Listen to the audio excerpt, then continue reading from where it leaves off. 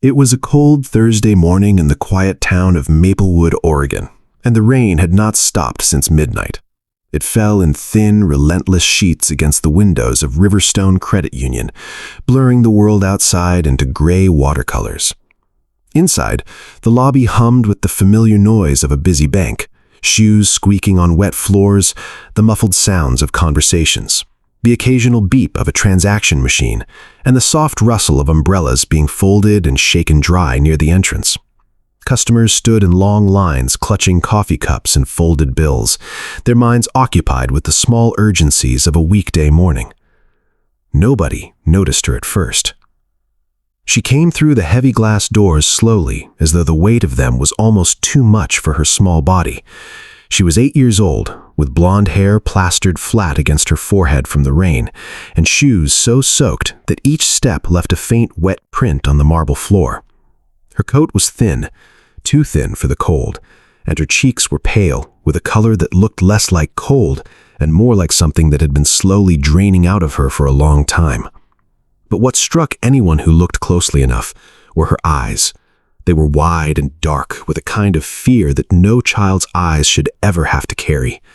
Not the fear of the dark or of loud noises or of bad dreams. This was a heavier fear, an adult fear, the kind that settles into a person when they understand that something real and terrible is about to happen. In her arms, pressed tightly against her chest, she held an old wooden music box wrapped in a faded blue blanket. She held it the way a person holds the last thing they have left in the world. Her name was Lily Harper.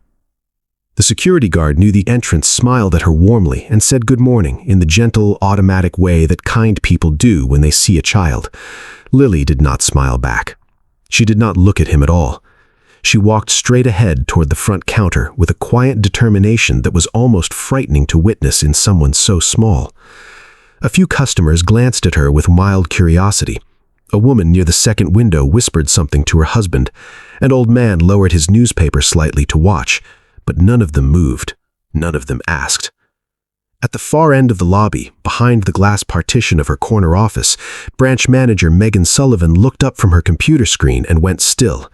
She had worked in banking for 11 years. She had seen hundreds of thousands of people walk through those doors. Anxious people, grieving people, people at their absolute lowest. She had learned to read a room, and something about the little girl walking slowly across her lobby made the air feel different, wrong in a way she could not name yet. Megan came out of her office quietly. Lily had reached the front counter by then and was carefully lifting the music box up onto the surface with both hands. The teller blinked at her in confusion, unsure whether to laugh or be concerned. "I need to put this in my grandma's safety account," the little girl whispered. Her voice was so small, so serious. Megan stepped forward and knelt down beside her, bringing herself to the child's level. "What's your name, sweetheart?" "Lily Harper." "And where's your grandma, Lily?" "At home. She's sleeping." Megan looked at the child's hands resting on top of the wrapped box. They were trembling. Her knuckles were white. "What's inside the box, honey?" Lily swallowed once, slowly, the way people do when they are trying very hard not to cry. "Everything we have left," she said. The words were so quiet they were almost lost in the noise of the lobby, but Megan heard them.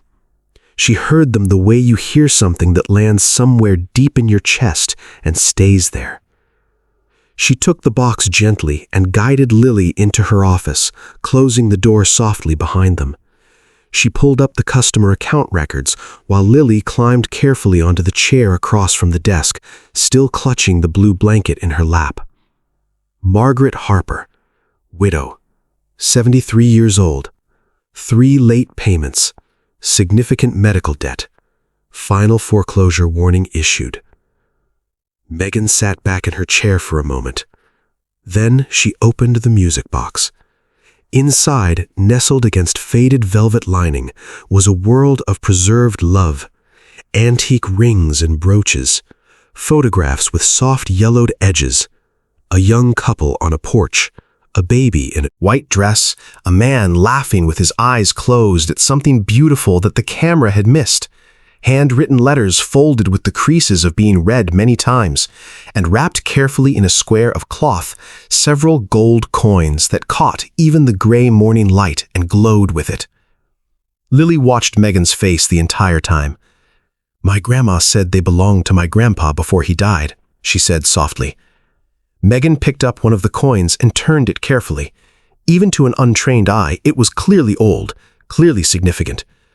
"Lily," she said gently, "these could be worth a great deal of money, thousands of dollars." The little girl's eyes widened for just a moment, a flash of something that might have been hope before the fear settled back over her face like a shadow returning. "Why did you bring them here today? Why today specifically?" Lily's face went pale in a way that was painful to watch. Her lower lip trembled once before she pressed it still. Then she leaned forward slightly in the chair, the way children do when they are sharing something they understand to be dangerous, and she whispered, "Because the scary men are coming tonight."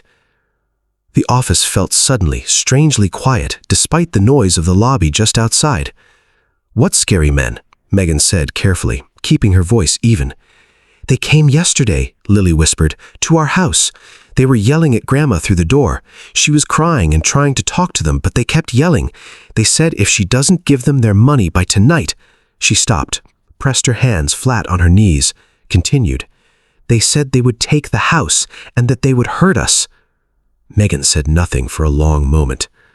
Outside her office window, through the rain-streaked glass, a black SUV moved slowly down the street and then stopped. Just stopped, on the opposite side of the road, the engine running. She made herself look away from the window and back at the little girl in front of her. "Where are your parents, Lily?"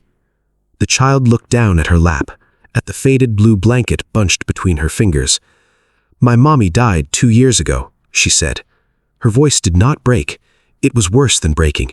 It was completely, quietly steady. The steadiness of someone who has said those words enough times that the saying of them has become its own kind of grief, separate and familiar. "And my daddy left after that. Grandma says he was too sad to stay, but I think—" She stopped again.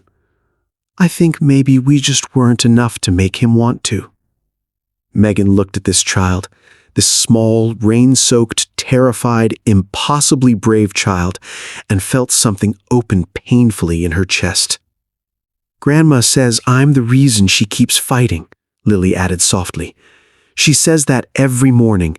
When she makes me breakfast, she says it like it's just a normal thing to say." Megan turned away for a moment, under the pretense of checking something on her computer screen. She needed 2 seconds, just 2 seconds to gather herself. Her phone buzzed, the security desk. "Megan," the guard's voice was low, controlled.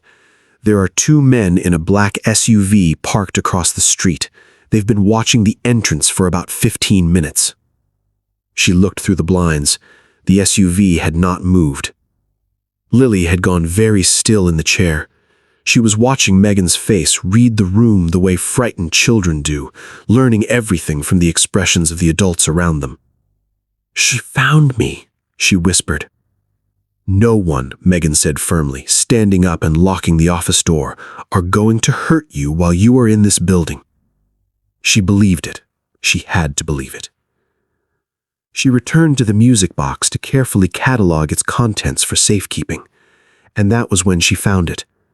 Beneath the velvet lining, tucked into a shallow hidden space, as if placed there with great deliberateness, was a folded envelope.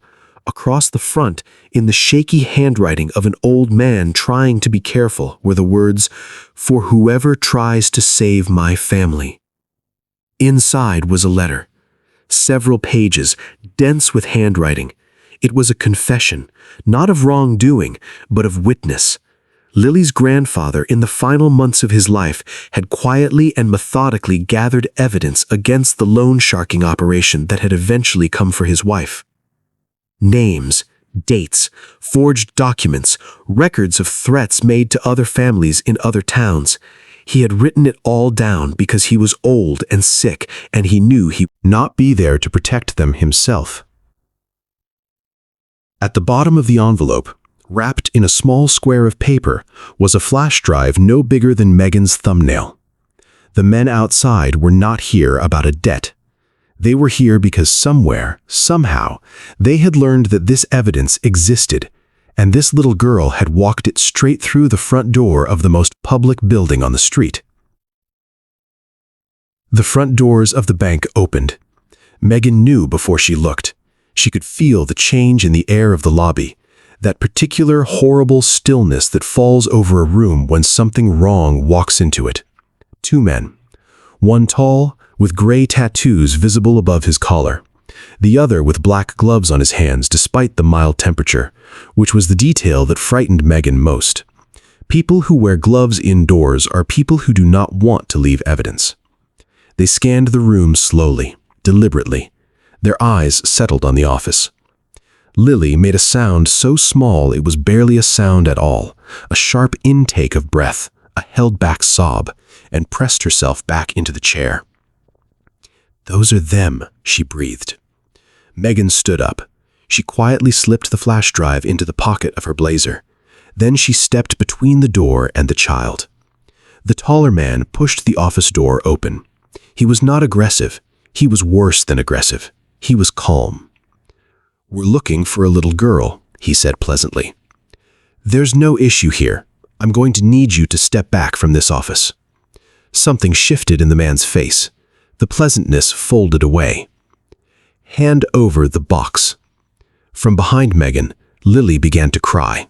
Not loudly, quietly, desperately, the way a child cries when they are trying very hard not to because they know it won't help. "Please," she sobbed, barely audible. "Please don't let them take Grandma away. She's all I have left." The second man pulled his jacket back just enough, just briefly, just enough. Gasps scattered across the lobby. A woman near the door grabbed her child and backed toward the wall. Megan did not step back, not 1 inch. She thought in that moment of every person she had ever sat across a desk from who was trying to hold something together with insufficient resources and too much fear and not enough help. She thought of Margaret Harper making breakfast every morning and saying, "You are the reason I keep fighting," to a little girl who needed to hear it. She thought, "Not today." "You are threatening a child in a public building," she said, and her voice was steady in a way she had not known she was capable of. "And this ends now." The sirens started a moment later. Blue and red lights painted the rain-streaked windows in flashes. The lobby went electric with movement, customers pressing back toward the walls, tellers crouching behind counters, someone screaming once and then going silent. The taller man lunged toward the desk.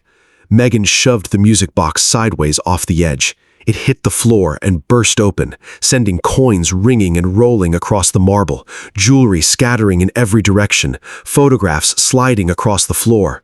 The chaos lasted 3 seconds, but 3 seconds was enough. The doors exploded open. Officers poured in with the rain. It was over quickly, the way these things are when the weight finally shifts. Both men were on the floor, hands behind their backs, the terrible calm gone entirely from their faces, replaced with something much more ordinary: rage, fear, the usual things. Lily was behind the overturned desk, her knees pulled to her chest, both hands pressed over her ears, and the little girl buried her face in Megan's shoulder and cried in a way that sounded like it had been waiting a very long time to come out. "It's over," Megan whispered into her hair. "It's done. You're safe. I have you." The flash drive contained documentation that unraveled an operation spanning 4 counties. More than 30 families had been victimized, several connected to incidents of violence that had never been solved. Lily's grandfather, a quiet, retired schoolteacher who had never sought attention for anything in his life, had spent his final healthy months sitting at the kitchen table after Lily went to bed, writing everything down in his careful, shaking hand. He had hidden it where he hoped someone who was trying to help his family would eventually look. The truth about Margaret Harper was heartbreaking in its simplicity. She had borrowed money, not frivolously, not carelessly, but because the insurance had stopped covering her cancer treatment. And she had refused to die and leave Lily alone. She had made a desperate choice and found herself trapped in the most predatory possible version of that desperation. She was not a complicated woman. She was a grandmother who had decided that staying alive for her granddaughter was worth any price. The story traveled. It moved through news stations and social media and dinner table conversations with the particular velocity of things that remind people of something they needed reminding of. Donations came in from strangers in other states, a family in Vermont, a retired teacher in Georgia, a man in Seattle who had also lost his wife and was raising a daughter alone, and who wrote a note that said simply, "I understand." The foreclosure was canceled. The debts were cleared. The house on the quiet street in Maplewood remained Margaret and Lily Harper's home, with its creaky porch and the rose bush that bloomed every June that Margaret had been tending since before Lily was born. Megan went every Sunday. Sometimes they baked. Sometimes they watched old movies on the small television in the living room. Sometimes, on the best evenings, they simply sat in comfortable silence while the repaired music box played on the side table, its small melody turning slowly in the warm air of a home that had been saved by the bravery of the smallest person in it. One evening in early spring, the light going golden through the curtains, Lily looked up from the book she was reading and said, completely without preamble, in the quiet, thoughtful way she had of asking the questions that mattered most to her, "Do you think my mommy would be proud of me?" Megan set down her tea. She looked at this child, who had walked alone through the rain, carrying everything her family had left, who had stood in a room with dangerous men and cried quietly instead of loudly, because she was trying so hard to be brave, who asked for help the only way she knew how, and trusted that someone would be there to give it. She crossed the room. She sat beside her on the couch. She put her arms around her and held her the way you hold someone when words are not quite enough. "She already is," Megan said. "She has been since the moment you walked through those doors." The music box played on. Outside, the roses were beginning to bud.